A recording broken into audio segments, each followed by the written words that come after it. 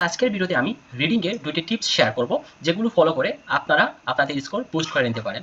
বলবো না যে আপনারা 8 পেয়ে যাবেন 9 পেয়ে যাবেন এরকম কোনো বলার দরকার নাই। আপনারা যতটুকু হার্ড ওয়ার্ক করতে পারবেন ততটুকু আপনারা স্কোর বুস্ট করে নিতে পারবেন। সো দুইটা টিপস তো বললাম, তো নাম্বার টিপ নিয়ে কথা বলি। সো এটা খুবই ইজি এবং আপনারা অনেকেই জানেন। এটা হলো আপনারা দেখতেই পারছেন, আইএলটিএস রিডিং সমান ভোকাবুলারি। এটার মানেটা কি? আইএলটিএস রিডিং এ তারাই ভালো করবে যারা যত বেশি ভোকাবুলারি জানে। এটা আমি গ্যারান্টি দিয়ে বলতে পারি। আপনি যদি আইএলটিএস রিডিং এ ভালো করতে, স্পেসিফিকলি রিডিং সেকশনে যদি আপনি ভালো করতে চান, আপনি ভোকাবুলারিতে ভালো হতে হবে। তো আমি এখানে আপনাদেরকে ফেলে রেখে চলে যাব না।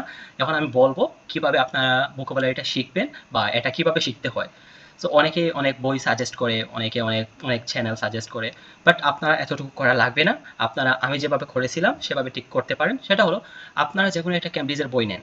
লাইক আপনারা ক্যামব্রিজ 15 নিলেন, ওকে, ক্যামব্রিজ 15 এর টেস্ট 1টা ধরলেন, ক্যামব্রিজ 15 এর টেস্ট 1টা ধরলেন এবং সেখান থেকে আপনার টেস্ট 1টা করলেন।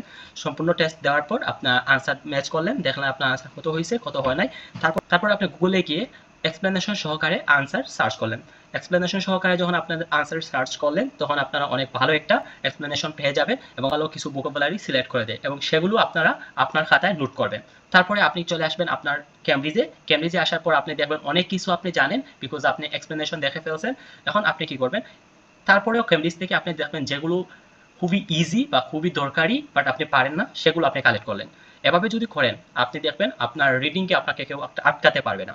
তো এখন হলো একটা অ্যানাউন্সমেন্ট আপনাদের জন্য। একটা 15 তারিখ থেকে আমাদের আবার নতুন ব্যাচ শুরু হবে। এর মধ্যে আর কোনো ব্যাচ নাই। তো 15 তারিখ ব্যাচ আপনার আইএলটিএস ব্যাচ আছে, স্পোকেন ব্যাচ আছে, রিডিং এবং রাইটিং ব্যাচ আছে। সো আপনারা চাইলে যে কোনো ব্যাচে যে কোনো জন জয়েন করতে পারেন।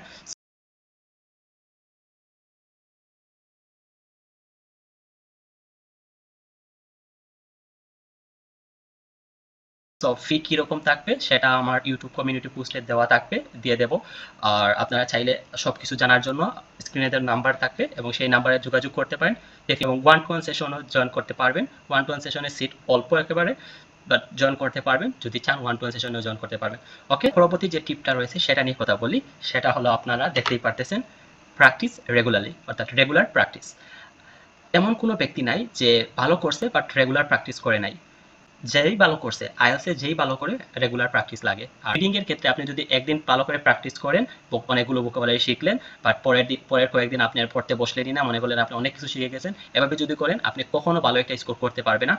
রিডিং এর ক্ষেত্রে বা আইএলটিএস এর ক্ষেত্রে আপনি দয়া করে, আইএলটিএস এর ক্ষেত্রে আপনি হয়তো বা 2 মাস 3 মাস 1 মাস এরকম প্রিপারেশন নিতেছেন। সো আপনাকে রেগুলার প্র্যাকটিস করতে হবে, এছাড়া আইএলটিএস এ ভালো করা সম্ভব না।